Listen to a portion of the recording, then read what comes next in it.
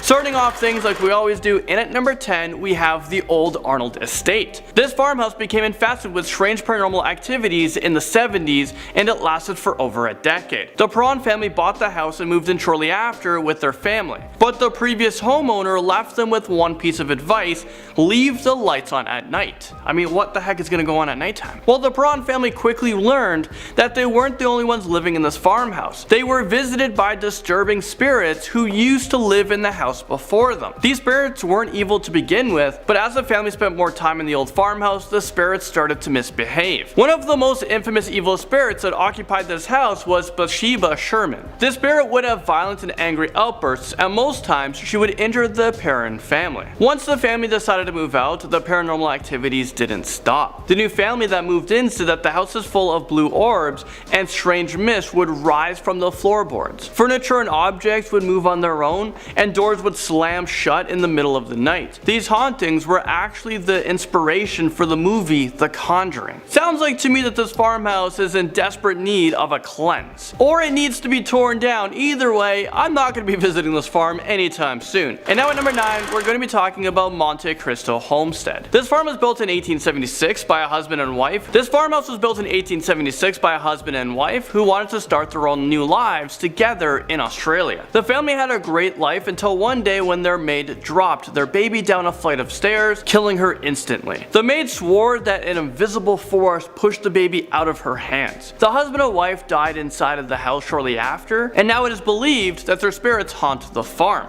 Visitors report that they can hear footsteps and voices telling them to leave. Young children also feel suddenly agitated and scared whenever they're near the stairs. The current homeowners say that they feel like they're living with another family, but you just can't see them. Well, you can't see them most of the time. I mean, no, this isn't for me. If I lived there, I would put this house up for sale as soon as possible, and I would take whatever the offers are. There's no way in hell I would share my house with angry ghosts. The Dandy House comes into this list next up at number 8. James Link and his family purchased a farmhouse, and they couldn't wait to move in. Once they drove their moving truck onto the property, their neighbor came out yelling and said, "What are you doing here? You can't move in here." That's not the kind of neighborhood welcome I would want to receive. But anyways, the neighbor told them about dandies. They were the family that used to live inside of the farmhouse. The dandies had witnessed a series of unexplained events. They reported hearing strange chants, and they even saw the bricks from a chimney being removed by invisible hands. They even said that they could feel a burn on their bodies, and there's a male spirit dressed in a plaid shirt and blue jeans who holds a rifle at the end of the bed. Well, that would be enough for me to move out. The Dandy House is still a popular ghost hunting location, but for me, I wouldn't step a foot into that place. A haunted barn comes onto this list in at number 7. This is known as a Von Klein-Schmidt legend, and it goes something like this. A dairy farmer was helping his prize cow give birth when all of a sudden, the barn just burst into flames. He ran out to get his family to help him move the livestock out of the barn, but the whole thing quickly became engulfed in flames, and the family knew that they were in a lot of trouble. They stood in the middle of the barn holding each other as they were waiting to die. The neighbors could see the family inside of the barn yelling and crying for help, but there was nothing that anyone could have done. The next family to own the barn had a similar tragedy. They bought a bunch of cows, but a week later, they all got sick and died. The farmer had no idea what was going on, so he called the vet to come in to make sure that the cows didn't have an infectious disease. But the vet couldn't come up with a logical explanation. It seemed almost like the cows died from just being scared to death. The farmer didn't want to take any more chances, so he sold the barn because of all the supernatural things that's been happening there and all of the terrible things that have happened before. Yeah, I would say that's a pretty good decision, my friend, because something weird's going on that's killing your livestock. A White House farm murders brings us to number 6. These murders took place in Essex, England in 1985. A husband and wife were shot and killed inside of their farmhouse, along with their adopted daughter and their twin boys. The only survivor was their adopted son, and he was Jeremy Bamber, who was 24 years old at the time. Apparently Jeremy was at home a few miles away when the shooting took place. During the initial investigation, police ruled that this is a murder-suicide because they believe believed that the schizophrenic daughter shot and killed her family and then turned the gun on herself. But the tables turned when Jeremy's girlfriend confessed that he had shot his own family with this semi-automatic rifle, and that's because he wanted to get the large inheritance. So he made it look like his sister did all of the killing, but he was convicted of 5 counts of murder, and he was told that he would never be released from prison. I mean, how the hell do you murder your entire family for money? This guy deserves to rot in jail for the rest of his life. He should just be forgotten about. Or maybe stick him in that barn where all those cows were dying and just see what happens. Elvay Farm breaks onto this list at number 5. Elvay Farm is located in the most haunted village in England. The farm was built in 1406, and since then, spirits have been haunting the farm. A man named Robert de Bois, he used to live in the farmhouse, he was known to prey on local villagers centuries ago until he was caught for his crimes. Now it is believed that the creepy spirit roams the halls of this house, and he is known to grab people's hair, and they'll pull you in a room and slam the door shut. And then there's another spirit known as Edward Brett. Visitors can hear his spirit constantly whispering, "I will do it." Edward used to own his house until one day he walked to the dairy barn and shot himself. Apparently his ghost never left the farmhouse, and now the current owners say that they can still hear gunshots firing and Edward whispering. I would be whispering, is this real life right now? I would be totally freaked out. Scary Creatures pops onto this list at number 4. A farmer in Montana saw a weird looking animal approach his farm, so without any hesitation, he grabbed his rifle and shot him. What exactly did he shoot? We're not really sure. Take a look at this thing. From far away, I guess you could say that it looks like a wolf, but once you get close up to it, the animal doesn't really look familiar at all. So experts were called in to identify the body, but they were stumped. They had no idea what that was. They were able to say that this creature comes from the same family as wolves and dogs, but they couldn't exactly figure out which species it actually belongs to. Once pictures of the dead animals popped onto the internet, people started to guess what the animal could be. Let me know what you guys think it is in the comment section below. A lot of people think it can be a dire wolf, or other people think that they can be like a severely malnourished bear. And then there was others who said that this could be like a dog man. I don't know whatever it is, but all I know is I don't want to run into anything that looks like that. Number 3 takes us to a farmhouse dungeon. I mean, that sounds like something straight out of a horror movie. A dungeon-looking room was found in a basement of this abandoned Pickering farmhouse located in Ontario, Canada, so not too far from where I live. The room was secured by a heavy door with several locks, and it seems like it was designed to trap someone inside. The room also had steel-linked chains hanging from the ceiling, a white bench, and 4 large water jugs. The person who found this room quickly notified the police, but the next day someone had already set this farmhouse on fire.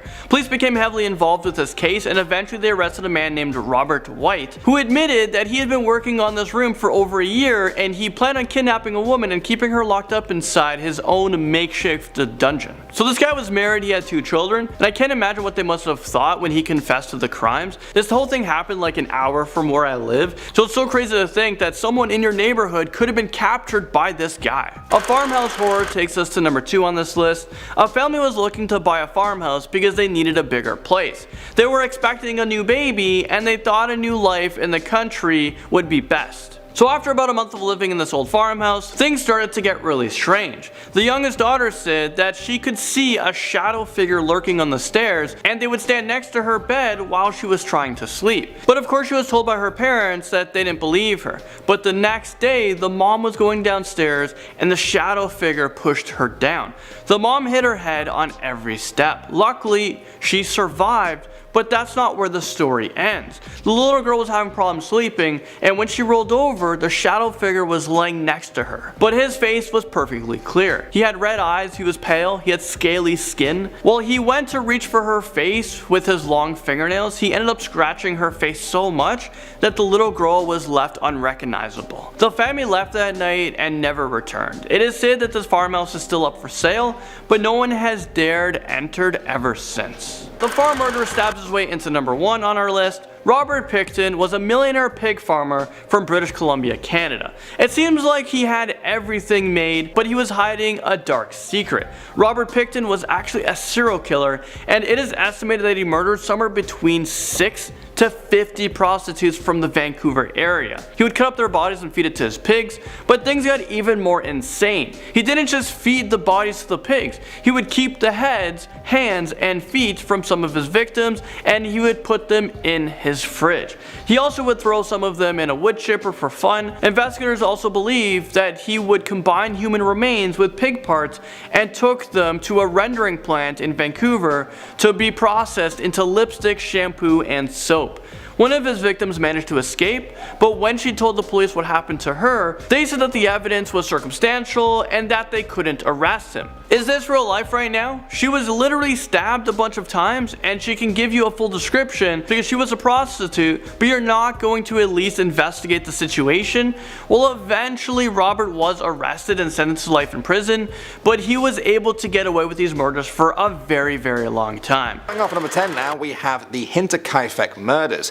On April 4th, 1922, a search party went out to investigate the Hinterkaifeck farm in Germany. The neighbours of the farm had not heard from the family who lived there in quite a while, and the children hadn't showed up for school. What they found horrified them. In the barn, they found 4 ravaged bodies covered with hay. Inside, they found the bodies of 2-year-old Joseph and the family's maid. The maid was actually new to her position there. She had replaced the last maid who left because she firmly believed that the house and the farm was haunted. The autopsies revealed even more horrors. The mother showed signs of strangulation and had 7 blows to her head. The husband was caked with blood and his cheekbones were sticking out through shredded flesh. Their widowed daughter, Victoria, had her skull smashed in and her head had 9 star-shaped wounds from a blunt object. Victoria's 7-year-old daughter seemed to have remained alive for several hours after her attack and had ripped her own hair out for some reason. Victoria's 2-year-old son had been killed with a heavy blow to his face, while the maid had died from a blunt force.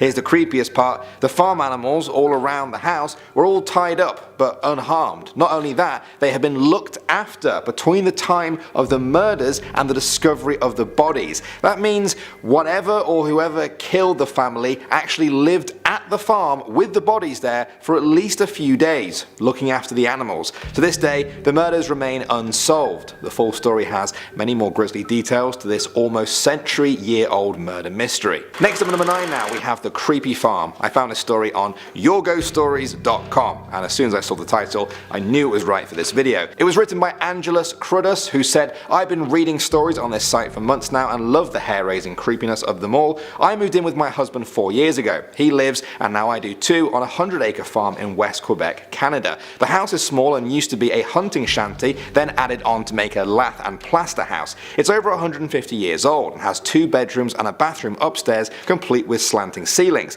My husband bought the place off the guy whose family has lived there since it was settled back in the day. The man's father was a drunk, and when we were cleaning up the place, we found hundreds of liquor bottles hidden all over the outside buildings. The first creepy thing that happened was the knock at the door. It was a clear knock, 3 times. My dog even barked, but when I went to the door, no one was there. We are the only house on our street, and our nearest neighbour is a mile away at least. It isn't like it was kids playing a prank on us. My husband and I didn't say much about it. We don't like to call attention to whoever it is that lives in the house with us because we feel like if we leave it in peace, it will do the same for us." The next thing happened when we were cleaning the drunken old man's tools up in the barn. There was a huge saw blade about 4 feet across used on old tractors. There was a 9-inch nail in the wall and the saw blade was hanging on it through the holes in the middle. My husband was under it cleaning up some dirt when it fell off that nail and hit him on his hand. He was wearing leather gloves and so was unharmed,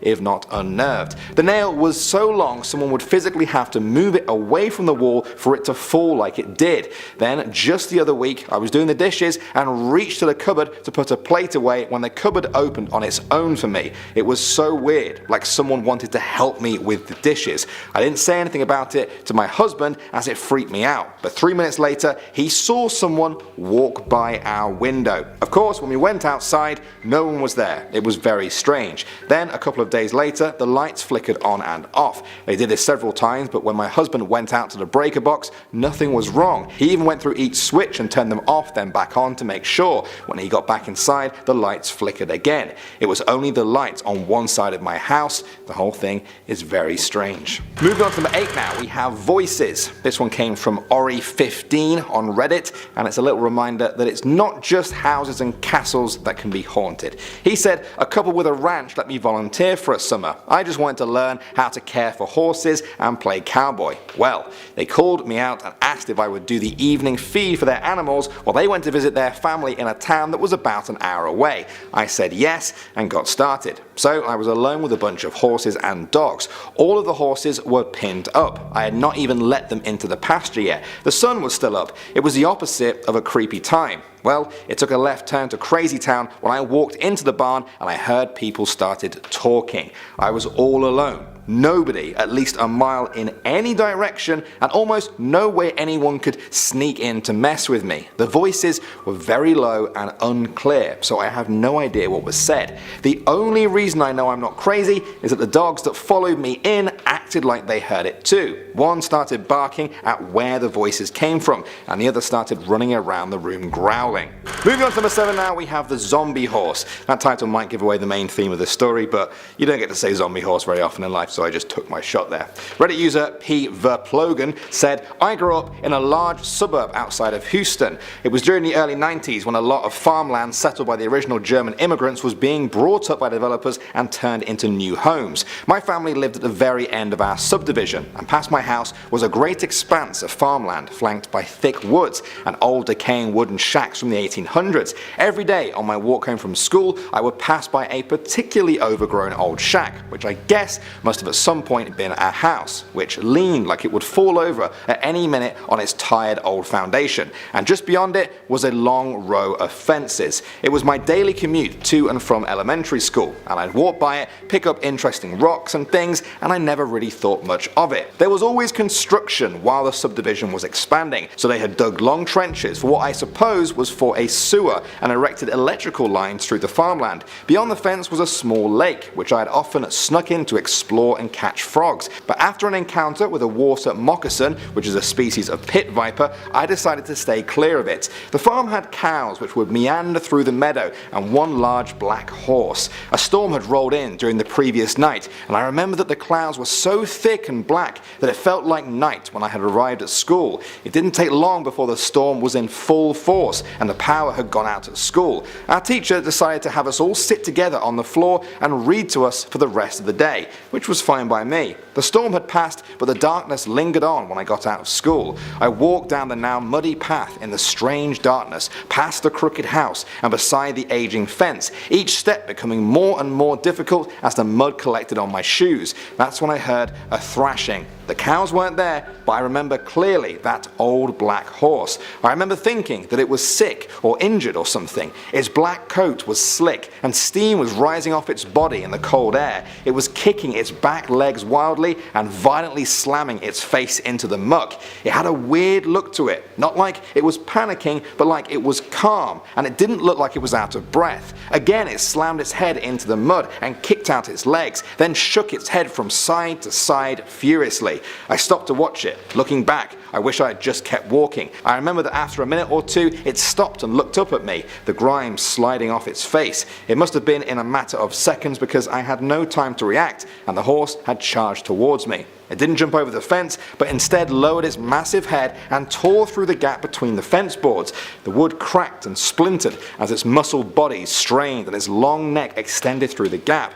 The horse savagely lashed out and started snapping at me. With its entire body covered in huge, swollen muscles, it would recoil and then slam all of its weight back into the fence, attempting to break the boards. It did that again and again. Its enormous broad teeth came inches from me, and I fell out of my shoes backwards, leaving them stuck in the mud. It's a miracle that the fence was holding it back. I could see it clearly now. The horse was burned badly. The skin around its mouth had been seared off, and tendrils of pink, bloody skin snaked its way over its face like a spider web. The absence of skin made its teeth seem even larger, its black gums exposed, and its mouth frothing with spit that I could feel hitting me in the face. At that moment, I was absolutely terrified that this horse would kill me. I remember wanting to get up, but a thick mud had me trapped. I also remember the smell. It was like sulfur, a mixture of wet animal, burned meat and singed hair. But what has stuck with me the most were its eyes. They were cloudy like black ink poured into milk.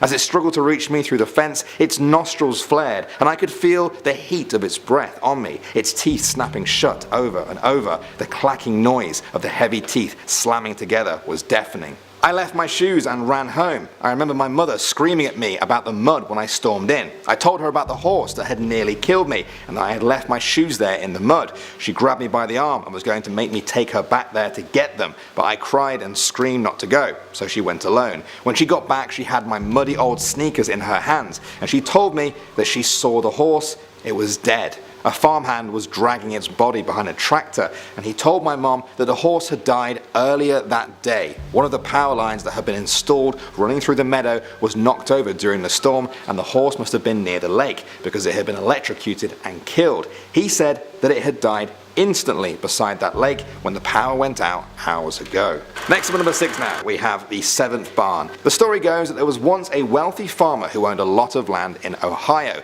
He built a new barn on his property every time his wife had a baby. He named the barns after each of his children, and by the time this story takes place, they had 6 kids and were expecting number 7. However, the farmer's wife died in childbirth, and so did her unborn baby. The farmer went insane with grief and couldn't tend to his farm. The family had no money, and the farm started going under. Then, on one night, in the depths of his madness and despair, the farmer took an axe and led his children out to the barns, where he murdered them one by one. He buried each of their bodies in the 6 barns that had been named after their births. Then the farmer went to the 7th barn, where he hung himself. As the story goes, all of the barns were eventually torn down and the land was sold off, all except for the 7th barn. Nobody wanted to buy the land because of what happened there, so it was abandoned and soon fell into disrepair. They say if you go to that barn at night, you can see the ghost of the farmer hanging from the rafters, his body swinging back and forth in the wind, dwelling on his terrible crime for all eternity. No one was ever really sure where the 7th barn was located, although it's definitely in Ohio. Some say it was the Kranz farm in the Cuyahoga Valley, and others say it was at the top of the world in Northampton.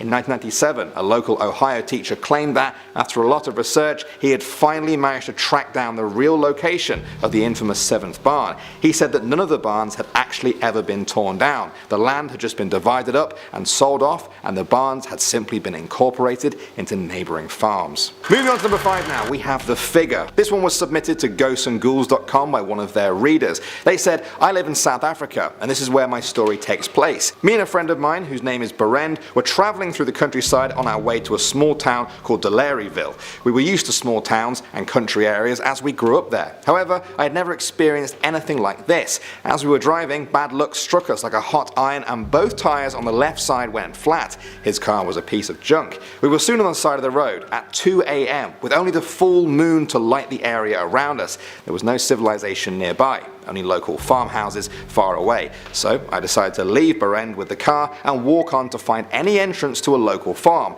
I walked for about 2/3 of a mile and at last found a gate. The gate was short and could easily be scaled. It was locked with a chain, but I still climbed over in desperation. I could see the house's light in the distance, so I walked along a gravel road towards it. As I kept walking towards the house, I heard a very loud boom. At first I thought it was cannon fire, but it couldn't be, as there are no military bases around that area. I only heard this once, but decided to move on. Now the skeptic would obviously have an explanation, and I'm not saying it was cannon fire, for it could have been something else, but it pretty much sounded like an old type cannon. What could make a sound like that at 2 in the morning? Anyway, I continued. Now the countryside was a wide open landscape. There were only fields of grass for miles and miles with little quantities of trees. So about 20 meters from the side of the gravel road, there stood a big tree. As I said, it was around 2 a.m. and only the moonlight was shining, but something stood underneath that tree. A dark figure was just standing there, facing me. It looked like a human figure, so I was immediately struck with fear. I thought there must be some explanation for whatever was standing there, so I kept walking.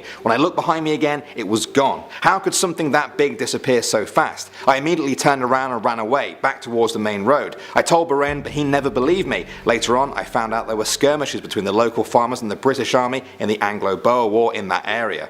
Next up at number 4 now, we have the Baldoon Mystery. This is a legendary story that came from a farm near the town of Wallaceburg, Ontario, Canada. In the 1830s, a man called John MacDonald bought a prized piece of land. Many people tried to buy it off him, led by an old woman, but John would always refuse. One day, some of the women in the MacDonald family were talking and working in the barn when suddenly a pole fell from the ceiling. They put it down to a freak accident, repaired it, and thought nothing more. Sometime later though, a second pole came crashing to the floor, this time quite close to them. They couldn't figure out what was going on. Not long after, a third pole almost crushed them. Scared for their lives now, they ran out of the barn and into the house. This was the start of many strange accidents that plagued the MacDonald family. The family heard strangers in their kitchen at night. Bullets and stones were thrown through the windows until every pane was broken. A visitor was hit by a stone in the kitchen. He threw it in the nearby river. 5 minutes later, the same stone landed in the kitchen again. There were fires too, starting all over the house, sometimes even on the roof. A psychic told them that they had to shoot the wing of a strange goose that was near their home with a silver bullet. John MacDonald did that, and then a while later he saw the old woman who wanted to buy his land. She was sitting on the porch with a broken arm in a sling. From that day on, the mysterious happenings came to an end. Moving on to number 3 now, we have Creepy Farm 2. Do you guys remember that story earlier that I simply called Creepy Farm? Well, I found a sequel to it, shared by the same person, Angelus Cruddas. They said, it's been almost a year since I shared my first story on here, and for a couple of months after I wrote it, our house was fairly quiet. Not so now. To give you a general layout of the house, it has an old front door which has been glued shut for many decades now, with a small porch and stairs outside of it that are falling apart and have a big pine tree growing through them. Beside this glued shut door is our front window. Our house sits maybe 10 feet from the gravel road in the front. On the left hand side of the house is our driveway, with a deck and side door towards the back of the house. We use this as our main front door. Once inside this door there is a small porch with another door that leads into the house proper. The house is very small, with one large living room that is our kitchen, and also a living room and stairs leading off of the living room, and 2 small bedrooms and a bathroom upstairs, complete with sloping ceilings. Our front window looks out over the road and has quite clearly had a bit of activity. In my first story I related how my husband saw someone walk by this house. Well, this has now become an almost weekly occurrence. I have seen it also. It looks like a short person wearing a white shirt or blouse casually walking by that window. This has so far only happened during the day. Then last week my husband and I were watching TV on the couch in front, and sort of to the side of the window we started hearing muffled conversation coming from the window. Our house is the only one on this rather long gravel road, and our nearest neighbour is about a mile away. It was very strange, so I muted the TV and we could hear distinctly 2 men talking to each other out there. As we listened, the conversation turned into an argument with both men raising their voices. It was muffled and we couldn't really make out words, but it was clearly happening. I was too nervous to go outside and check, but I did go to the window. I could only see the nighttime darkness of a new moon out there. The catalyst for me actually sharing this story happened 4 days ago on Saturday night. Our bedroom runs the length of the house upstairs, and because of the slanting ceilings, we have our mattresses on the floor with a chest of drawers at the foot of our bed, separating our room in 2 with the door just beside this chest. Anyway, we had just gone to bed and I was reading for a few minutes with the lamp on when all of a sudden both my husband and I saw a shadow of a rather tall, large man walk into our room and into the back corner. As I type this, I have goosebumps all over my body. It was the creepiest thing I have ever experienced. I obviously made my husband get up to check it, but there was nothing there. Needless to say, I didn't get much sleep that night and the lamp stayed on. One last thing, on the Monday following this, I watched the same shadow walk up the stairs while I was sitting on the couch. I am sure that this shadow is the same as the old man who died in this house in the late 70s. The man was not happy in life and drank all the time, abused his kids, etc. I'm not sure who or what is outside our window though, because the shadow is tall where the thing outside the window is shorter. Anyways, thanks for reading about our recent experiences. Next up at number 2 now, we have the blue body. This one came from Reddit user Shanae Smith and definitely left me with more questions than answers. They said, okay, so when I was 11 years old, my house burned down at Christmas. While we were rebuilding that house, my family rented out a farmhouse around 10 minutes away. This farm had about 40 acres, 10 of which was a grassy field, and the rest of the 40 acres were all forest. Our landlord told us that the forest used to be a paintball field, but he had to stop because dumb kids were shooting his cows. Anyway, I was about 12 and my best friend came over. We were just messing around in the barns and decided to walk out and explore the forest. It took us a long time to get across the field, and we had to get through some prickles and barbed wire fence until we could actually walk through the forest. We walked away a while before we found anything actually interesting. We found some old little shacks covered in spray paint and moss. Most were filled with beer cans and random pieces of clothing. We found some very strange things there. Anyway, we were walking and climbing around all these things and all was going well when I heard my friend scream. It wasn't one of those joking "I'm gonna spook you" screams screams either. I shut up and ran over to her, and I looked towards what she was looking at, and there it was, kind of hard to see, but tied up to a tree maybe 10 meters away was a mangled blue body. We didn't stay to investigate, we both booked it as fast as we could back to the house. We didn't even care about the prickles, we got sliced up pretty bad. When we got to the house, panting and sweating, we both started crying uncontrollably and told my mom everything. She called the police and they arrived shortly. They went out to investigate and an officer came back to tell us that it was just a rotting mannequin tied up. But they did find 7 dead bodies where the old road had washed out in previous months. He thanked us and that was the end of that. And finally, number 1 now, we have the rocking chair. We're finishing now on a story from Reddit user Lover. Great name. It's a scary story that actually spans 2 generations. They said, my grandma's is a very stereotypical horror movie house. Small Midwest town, white and old looking home on a farm. She even has a chipped wooden Mother Mary nativity in the front yard. The worst is she has a cemetery about a half a mile down the road. Anyways, I used to sleep in the room in the corner of the top floor and it had a wooden rocking chair in it. When I was younger, I would wake up because I thought I heard it rocking, to the point where I would wake up my grandma and I have to stay in her room. Well, about 10 years later, my mom, aunt and I during Thanksgiving were talking about how creepy grandma's house was. My aunt goes on to talk about how when she was younger, the reason my mom and her ended up sharing a room was because she thought her room was haunted. She said she woke up one morning and the rocking chair was about 2 feet closer to her bed, and after that night it would start rocking on a nightly basis around midnight. Well, starting us off at number 10, the Alberta graves. One morning, an Albertan farmer was out doing his daily rounds to check his crops when he came across something truly horrifying: a human skull. Immediately afraid there had been someone killed and buried on his farm, he called the authorities to come and take a look. Thankfully, it was uncovered that it was a very old skull dating back to the 19th century, but it didn't come without its mysteries. It appeared to belong to a girl and it was surrounded by rings, buttons, jewelry, and a lone thimble. All these knickknacks would suggest she was of high status, but experts were still confused as to who she was. She had been buried nowhere near any known indigenous communities of the area and prior to the European settlers' arrival. But she was wearing what appeared to be a European military coat, leaving everyone more confused and more unsettled than when they started. Next up at number 9, oil spill. In 2013, after a few days of smelling what he thought to be crude oil, North Dakota farmer Steven Jensen finally stumbled across the disaster. Steve was a wheat farmer, and while harvesting some of his crop, he discovered jet black oil bubbling out of the ground. After some investigations by officials, it was discovered to be from a nearby broken pipeline owned by Tessero. The oil spill stretched roughly 7 football fields, and although not much wildlife is known to live there, all the grain within half a mile was no longer fit to be consumed, making miles of his crops worth nothing for the next 2 to 3 years. Eventually the leak was repaired after a hefty $4 million was put into the incident, but Steven still had to head into a legal battle to try and get compensated for the current and future income setback.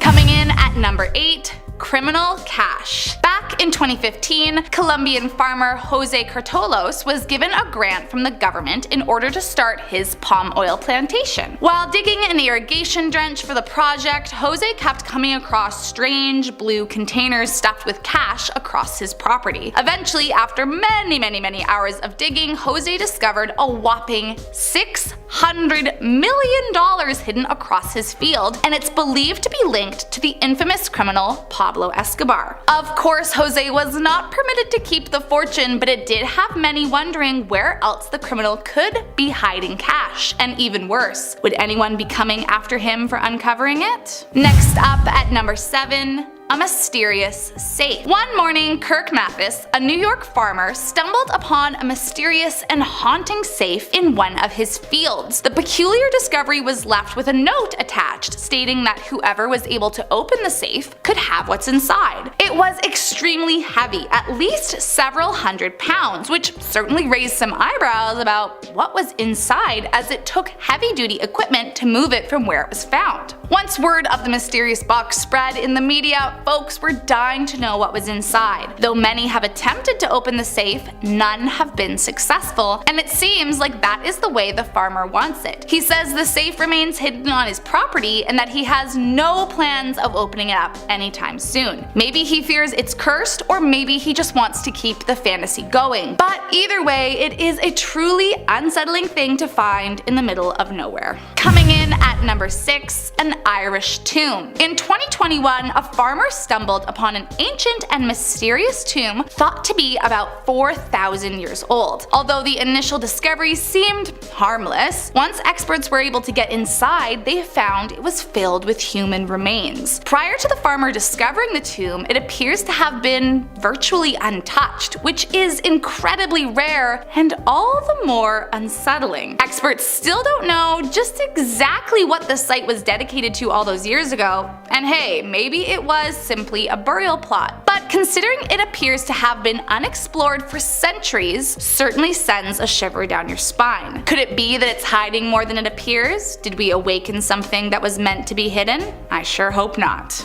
Coming in at number 5, an ancient hidden mural. When farmer Lucas Ramirez decided to renovate his home, he never in a million years dreamed that he would uncover this. Back in 2005, Ramirez went ahead and removed the kitchen's plaster to find ancient Mayan murals underneath. The images are believed to be at least 300 years old and look to depict when the Spaniards found the community and forced the locals to build a church that to this day still stands. But could it be bad news that these murals were found? Was there a good reason that they had been covered up all those years ago? Once news broke of the Ramirez kitchen discovery, others in the town began tearing down their walls too. 4 more homes in the area uncovered murals, and of those 4, one signified the end of times, showing fireballs falling from the sky and rage from the gods. I mean, I am no expert, but that can't be a good sign. Coming in at number 4, the Metepec creature. As the legend goes, one night a ranch hand named Urso Ruiz had set up some rat traps, as was a normal routine for him. But this time he would find anything but his normal catch. After hearing a strange noise, he, along with some of the other farmers, went to go and check out the trap, and they found a creature unlike anything known to man. The creature was about the size of a small cat, with smooth, whitish gray skin and a large head, and was said to possess a scream like nothing they'd ever heard before. Very terrified, the farmers killed the creature, thinking it was some kind of alien. Then strangely, only a few days after the incident, one of the involved farmers actually died in a car crash, causing some believers of the conspiracy to think that he had been cursed by alien overlords for killing the creature. While there are people out there who believe the whole thing to be a total hoax, many believers of the conspiracy continue to stop at nothing to prove the existence of this strange alleged creature.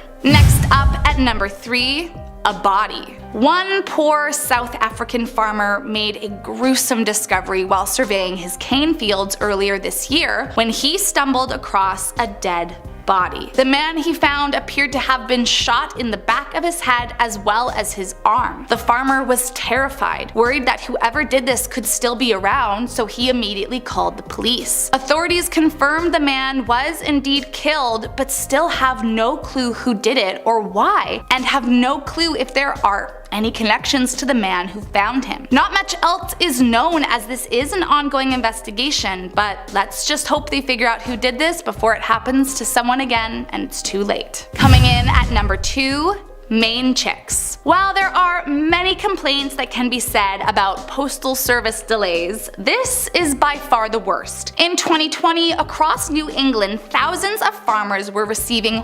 horrifying deliveries in the mail. One farmer in particular, Pauline Henderson, had ordered 800 chicks for her farm, Pine Tree Poultry, and upon delivery, all 800 were dead. This was extremely unusual. As Henderson mentioned, maybe 1 in 100 would not make the journey in usual shipments, but during the time of these specific postal issues and delays, it's estimated that 4,800 chicks were delivered dead on site in a matter of weeks. Not only did this cost the involved farmers thousands of dollars, but it sent an uproar throughout the United States about the distress caused to the animals during their time in shipment. And last up in our number 1 spot, a UFO encounter. The year was 1974, and a Saskatchewan farmer witnessed something that would change his life forever. While out swathing his fields, Edwin Furr saw a bright light in the distance. Initially, he assumed it was just the sun, but as he got closer, he says he saw a strange,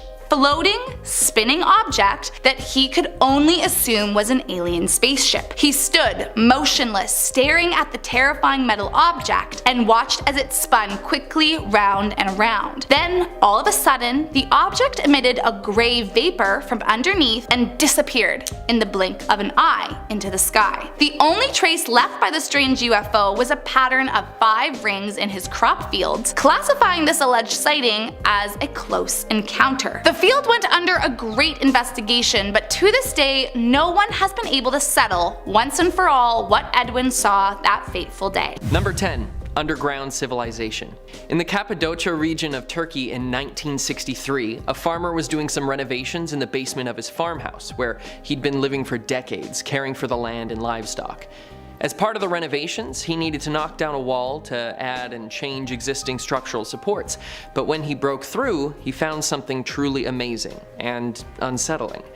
When the hole opened up, it revealed a cavern, leading as deep as 18 stories into the ground that contained an entire subterranean city, known as Derinkuyu. This amazing system of caverns and rooms was large enough to house up to 20,000 people, and was expertly carved and full of surprises. Meeting halls, freshwater wells, and shops were among some of the places that were discovered inside. The ancient residents had even constructed heavy stone doors to keep its residents safe from dangers, whatever those may have been. Experts still have no idea who would have built or inhabited this underground metropolis or when, making all of this more unnerving. A society like this should have been well documented, yet it's impossible to discern who lived there. Now, before I move on to number 9, please hit those like and subscribe buttons so we can keep bringing you the most amazing videos. When the local sheriff's department in Santa Rosa, California received a call from a local farmer about a suspicious vehicle parked on their private property, they most likely expected a routine trip to find someone sleeping in the vehicle or perhaps trying to burglarize the farmhouse.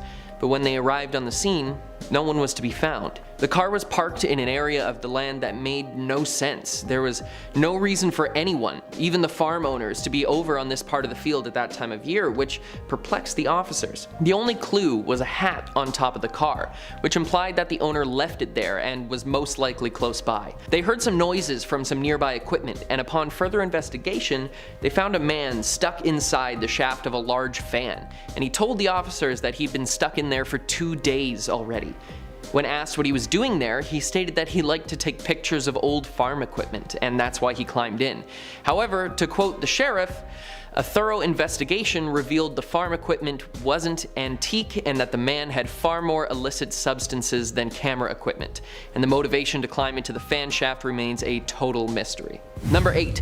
Bee body. On a Sunday afternoon in Lorenzo, Texas, Rogerio Zuniga was tilling his fields with his new tractor, when suddenly he heard a crunch and his tractor stopped dead in its tracks. He'd hit an old irrigation pipe that had not been used for years since he upgraded the system. He should have known that this pipe was there, but a broken tractor was the least of his problems, because when the pipe broke, a massive swarm of Africanized bees poured out of the hole. Rogerio quickly hopped off and ran as fast as he could, swatting at the bees as he went. But hours later, when the family looked to the fields and saw the tractor sitting abandoned, they went to investigate and found Rogerio only 100 yards away, lying lifeless on the ground, submerged in the bees. According to his sister, his body appeared to be tattered, with gaping wounds, saying the bees shredded him. When the fire department attempted to clean out the pipe so this tragedy could not happen again, they noticed that the bees were moving towards another massive hive further down the pipe, towards the house where his family lived, and so it was also disposed of. Number 7. Manitoba Monster. In 1976, a farmer called the local police department outside of Brandon, Manitoba, and claimed that he had found a body inside of a hay bale, saying that there was a bone sticking out, but it looked too large to be a rodent or any other animal that could have been caught in the baler. When police came to investigate and examined the bones found at the scene, including a partial jawbone, they confirmed it was not human, but could not confirm what animal it was, as it didn't match those of any wild animals that lived in the area. Perplexed and realizing no crime had been committed, the police gave the bones back to the farmer, who allegedly still has them, displaying them on his wall so visitors can try to decipher their mysterious origin. Now, have you heard or experienced anything creepy or unexplainable out in a farm field? Let me know in the comments below. Number 6 is a tragic tale of one choice that led to catastrophe. In 1937, Wisconsin farmer John Wazik was feeding the animals in his barn when he heard a massive boom. He instantly knew what had happened, and he ran outside to see his house was now nothing but a flaming pile of wood. Earlier in the year, John was cleaning out the pump house of old tools and items left by the previous owner, and came across something incredibly dangerous. 50 sticks of government-manufactured dynamite. And instead of reporting it to the police, he decided to keep it. But fearing for the safety of his family should someone find it, he hid it in the cellar of his house. His son Raymond was playing in the basement and must have stumbled across the volatile explosives, and while John was in the barn, a horrible accident occurred, and the explosion of 50 pounds of dynamite lifted the house off of its foundations and destroyed it completely, tragically taking the lives of his wife and 8 children, leaving John as the only survivor. Number 5. The Terracotta Warriors. In 1974, while constructing a well on their land, a group of Chinese farmers came upon one of the most important archaeological finds in the history of the world.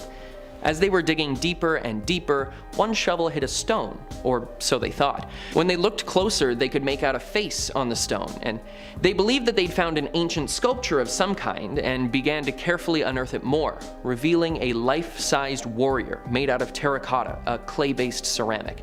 They alerted the authorities, who then brought archaeologists to the scene to continue excavations, but what they found was something unthinkable. Over time, they unearthed over 8,000 sculptures, many of warriors, some riding in horse-drawn carriages, but each masterfully crafted with unique faces and features on each. They were so well preserved in the ground that some even still had color on them, and they were constructed to guard the 3rd century emperor of China, Qi Shi Huang. I've had the pleasure of seeing these for myself, and I have to say that the craftsmanship and sheer amount of work put into these amazing sculptures is truly breathtaking, but I'm sure it gave the farmers quite a shock when they saw a face peering at them from the dirt. Number 4. Grecian Tomb. George Dvorsky was coming home from a trip into town to his olive grove in Crete, and as he was parking his car in a shady area, he felt the ground give way slightly. Not wanting his car to get stuck, he moved and parked somewhere else nearby. But later, a neighbor informed him that a 4-foot wide hole had actually opened in his driveway, and when they looked inside, they saw a large open space filled with boxes and containers made out of ceramic. When researchers came to study the find, they discovered that these boxes were actually coffins, and the room was indeed a tomb, the final resting place for 2 men from 3.5 millennia ago. Along with the stone coffins were various vessels scattered along the ground, including 14 ritual Greek jars and a bowl. The quality of decorations of both the tombs and the other items suggested that the people buried here were quite wealthy, though they may have actually been the stonemasons that made the tomb itself. It's impossible to know. All that I know is that if I found a box of bones while parking my car, I'd call the Ghostbusters before an archaeologist, just to be safe. Moving from ancient Greek civilizations to ancient Romans, our number 3 spot belongs to the discovery of an entire Roman city beneath a farm in Northamptonshire, England. Only half a meter below a remote part of the land lay this incredible archaeological find of a nearly 2,000-year-old settlement, which is even more impressive because it stayed hidden until 2022, when other dig sites already existed in the surrounding area. Among the uncovered ruins were a Roman road, foundations for 30 roundhouses, coins, scales and weights, and glass vessels and jewelry, showing the affluence of the society that once occupied the land. There were also multiple sets of shackles found, indicating to researchers that this city may have been a part of the slave trade at the time. Number 2. Dead Sea Scrolls. In 1974, the same year the Terracotta Warriors were discovered, a group of teenage sheep herders were tending to their flock near the ancient city of Jericho, when a member of their flock went missing. They searched nearby and noticed some caves up above on the hillside. One of the boys went to check for the lost animal and, not finding him, threw a stone into the darkness of the cave out of anger. But instead of hearing the familiar sound of stone on stone, he heard something crash and break. When he went to investigate, he found some broken pottery and inside some tattered pieces of papyrus. He called the rest of his friends over and they found many more jars with scrolls inside of them. And thinking that they could make a quick buck, they sold them to an antiques dealer in Bethlehem for $50. This would later be realized as the single biggest mistake of their lives, as those supposedly worthless pieces of paper were actually some of the earliest pieces of the written Bible and have since sold for millions of dollars. This unexpected discovery is widely regarded as one of the most significant archaeological discoveries of the 20th century. And finally, we reach number 1, the Columbia Shuttle. On the cold morning of February 1st, 2003, a massive boom awoke many Texans from their sleep, and the reason for it rocked the rest of the world. The space shuttle Columbia had inexplicably broken apart upon re-entry to the Earth's atmosphere, breaking up into hundreds of thousands of pieces, littering the sky with fire and metal. The explosion also tragically took the life of all 7 astronauts who were aboard. Many people who heard the explosion looked to the sky to see debris hurtling towards the ground at insane speeds and hid inside. And when the dust had settled, they went to investigate the damage that had been done. Some of the pieces found were the size of a Volkswagen Beetle, and others were only 2-inch tiles, as most of the shuttle had disintegrated from the heat of re-entry. One farmer who went to inspect his land found the charred helmet of one of the astronauts. Others even found body parts.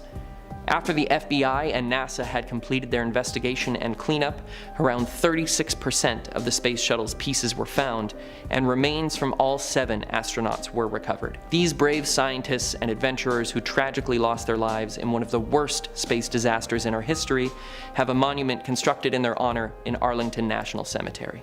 Alright, coming in at number 10, we have a cursed goat. I'm going to show you 2 clips here and you can tell me what they have in common. The first is from The Exorcist, a movie about an intense demonic possession, and the second is from a goat at a farm in the Netherlands. It's an unlikely coupling.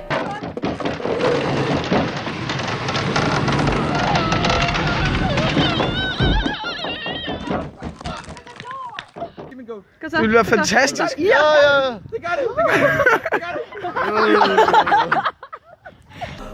Okay, so similarities here. The video, simply called Demon Goat, was uploaded to YouTube in 2014 and has had over 230,000 views, and I have to say, it looks possessed. I'm scared.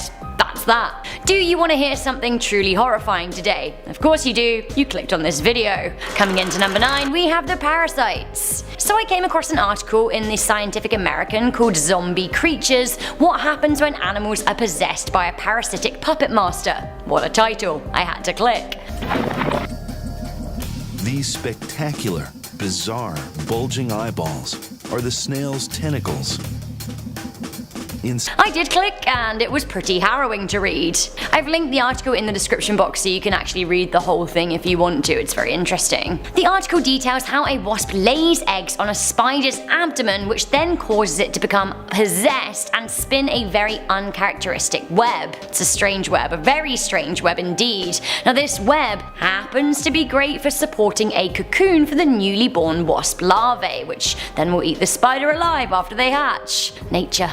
As of yet, it's unknown how the parasite molds their host behavior to their advantage, and actually, it's pretty spooky. Honestly, nature is the biggest creep. Coming into number 8, we have the flies. Can flies get possessed? According to Andrea Perron, yes they can.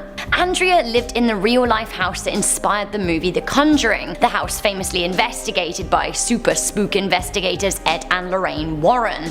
The house is a spooky little place in Rhode Island, and the flies there are not what they seem. In Perron's book House of Darkness, House of Light, she claims that her home would be inexplicably filled with houseflies up to absolutely no good. She wrote that she would see clusters of them huddled together as if plotting their next move. She claimed it was far more than an infestation, it was a manifestation. She then added that, strangely, the flies would disappear as soon as they arrived. When the Warrens arrived to investigate the house, Lorraine even claimed that the flies were there with a purpose, as if they were an omen of evil to come. Honestly, I feel like all flies are harbingers of evil to come. It's kind of like the evil that comes from not being able to get a good night's sleep, which I don't like. Who on earth can sleep in a room with an active fly? Not me, my friend, not me. Coming into number 7, we have hyenas. Hyenas are basically considered to have the souls of demons, right? In a lot of cultures, especially in African tribes, it is thought that hyenas are possessed with a demonic force that can then in turn possess humans. Human possession by a hyena is a common tale in African lore. In Tanzania, hyenas are considered to be witches' familiars and the witches are thought to ride them. I don't want to ride a hyena, I really don't, but then again, I'm not a witch. Or am I? Honestly, talking about hyenas in this way makes me think of that Buffy the Vampire Slayer episode, The Pack. Season 1 Buffy. It's controversial, but I'm here for it. I'm always here for it.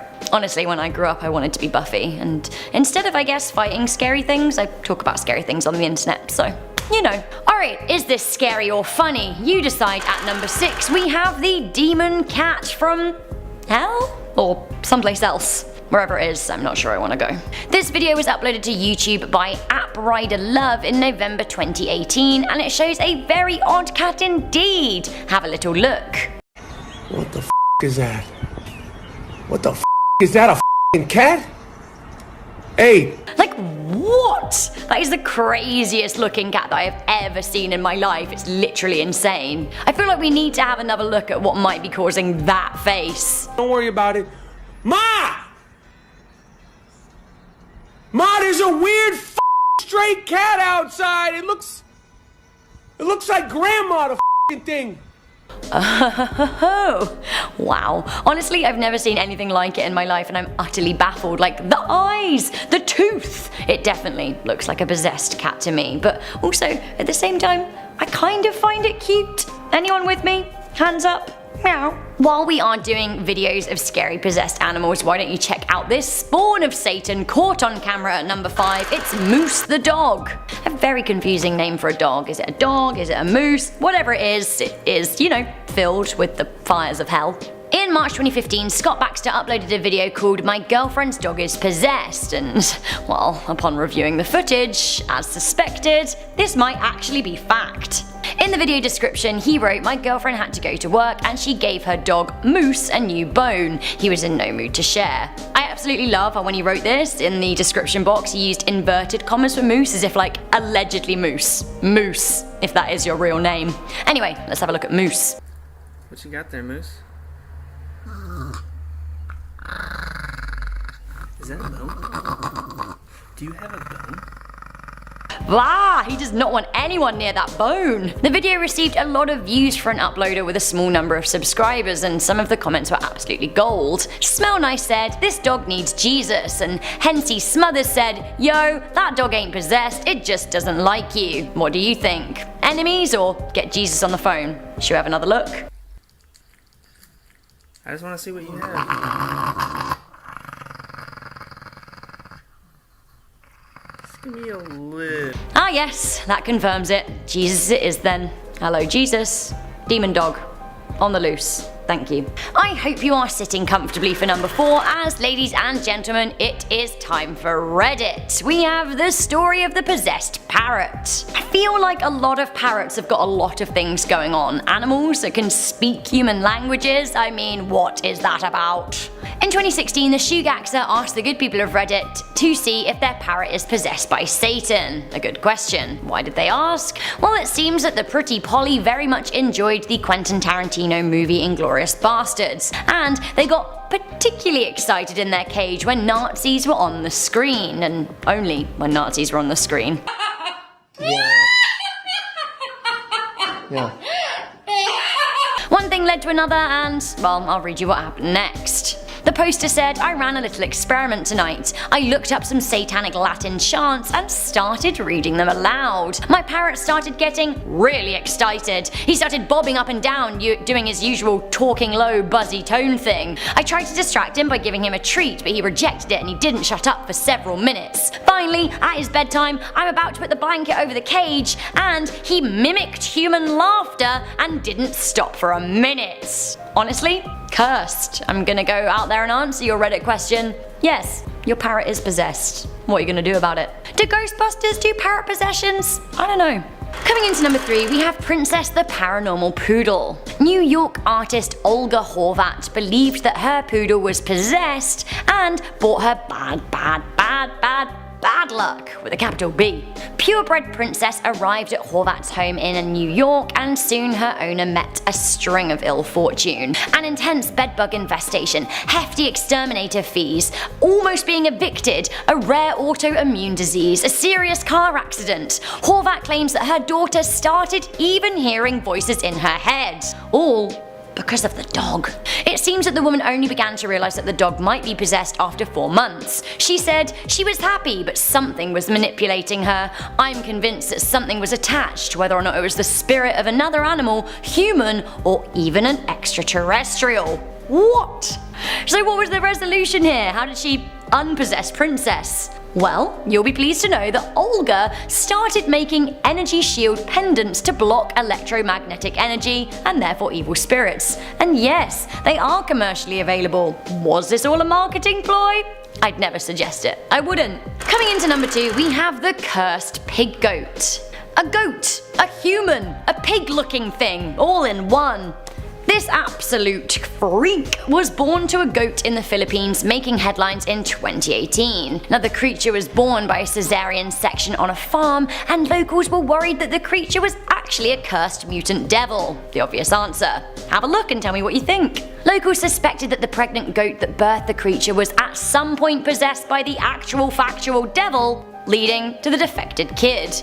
Now, sadly, the mother and the kids died after the birth. Okay, as we move into the number 1 spot, I just want to give you a bit of a trigger warning because this is one of the saddest stories I've ever heard, and every time I think about it, it makes me just feel really, really blue. But I'm going to tell you about it. At number 1, we have Travis the chimp. The story of Travis the chimp is honestly a really, really heartbreaking one of the worst I've come across while working here. Travis was the beloved pet of Sandra Herold, who adopted him at just 3 days old. Travis was born in 1995 and lived to the age of 13. In his 13 years with Sandra, Travis became famous not just in Stamford, Connecticut where he lived, but across America. He appeared in TV commercials for Pepsi and Old Navy. Travis would pose for photos, dress himself, water plants, feed his owner's horses, eat at the table with the family. He was a member of the family. He loved watching baseball. He knew exactly when the ice cream truck would be going by his house.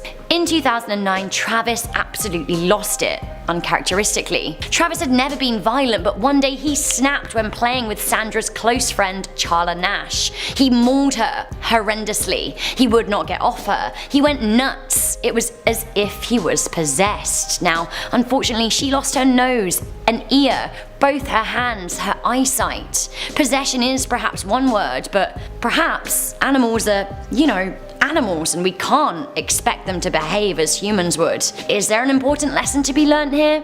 Honestly, I think there is. At number 10, we have the Wandering Witch. Something that farms are always really good for is cheap labor. You have some kids, and as long as you keep putting food in their mouths, you can keep sending them out to the field to push plows. I can't think of a better reason to have kids. Soft slavery. Beautiful. The Wandering Witch is someone who would want to take advantage of this exact situation. It's said there's a witch who would travel from farm to farm at night, looking for children who should be asleep but have stayed up too late. She offers them a break from their daily work, a break from working super hard and waking up early to rake leaves and milk cows. She tempts them, and if your will is weak and you give in to her offer, she'll take you into the forest and you'll never be seen again. What does she do with these kids? One endless rave with no curfew?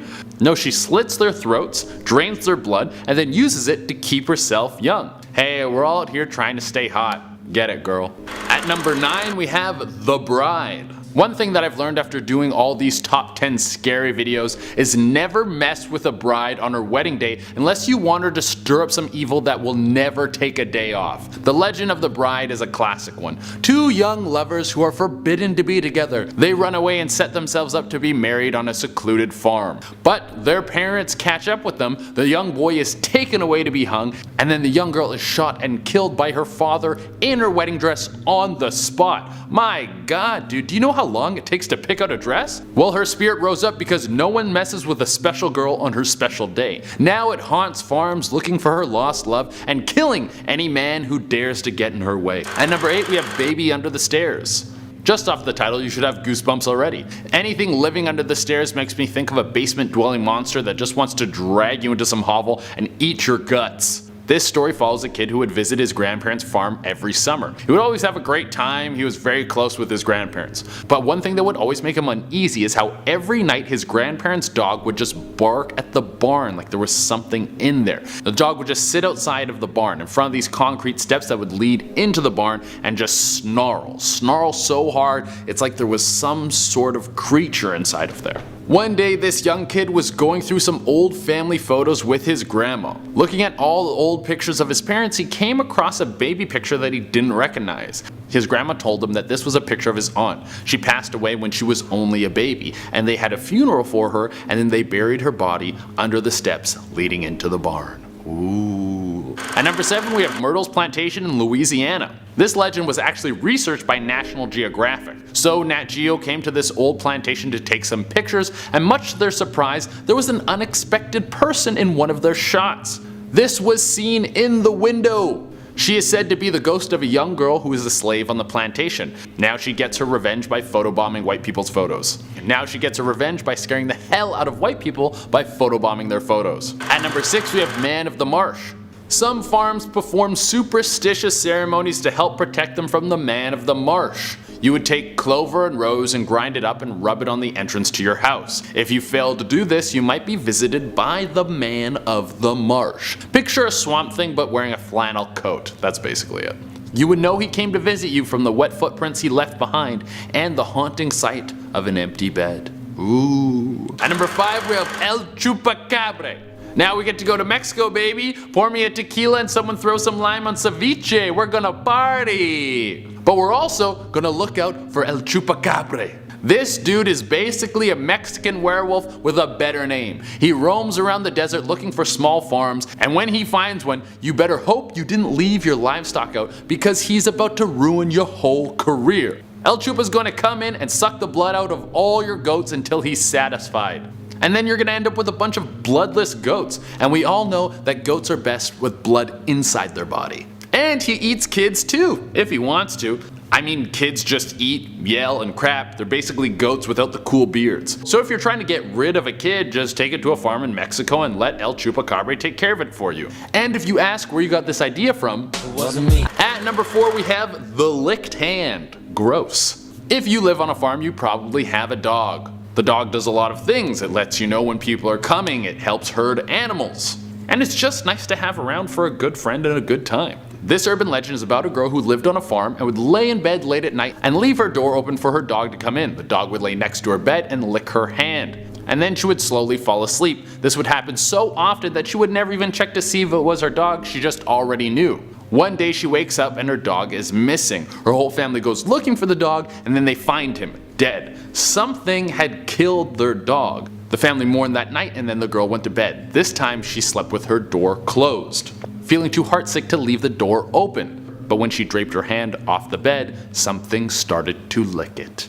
Ugh. At number 3 we have the Hinterkaifeck murders. It's 1922 in Germany. World War I is wrapped up and the Germans have taken a big L on that one. Everyone is probably still feeling the effects of getting their ass handed to them on a global scale. And a little family living on a farm hasn't been heard from for days. Someone goes to investigate and what they found was one of the most horrific murder scenes known. An entire family and their maid was brutally murdered with a blunt force weapon. Each one of them, including their 2-year-old baby, had been beaten to death and then hidden in the farmhouse. This might have just been a psycho killer cascase, but something very creepy about this is that there was a maid who was working there just 2 weeks before and she quit because she said that the farm was plagued by evil spirits. And who or whatever killed these people took care of the livestock after the people were killed. There were signs that all the animals had been looked after each one of the family members met the grave. At number 2 we have the Old Arnold Estate. If you buy a house from someone and they tell you you should leave the lights on at night, just move out right away. Right off the bat, your electrical bill is going to be stupid high if you have to leave the lights on all night. And what could be so horrible in the house that it makes you keep the lights on? I've never heard the story of turning your lights off at night and then Scarlett Johansson comes to visit you in your sleep and gives you $100. No, that's not one of them. Well, the Prawn family moved into this estate, they got this warning and still decided to stay. And then stuff started going crazy. They would see blue orbs fly through the house, furniture would get moved, mist would arise from the floorboards, and a ghost named Sherman would get violent with the family. I think after that, they moved out. At number 1, we have the blue body.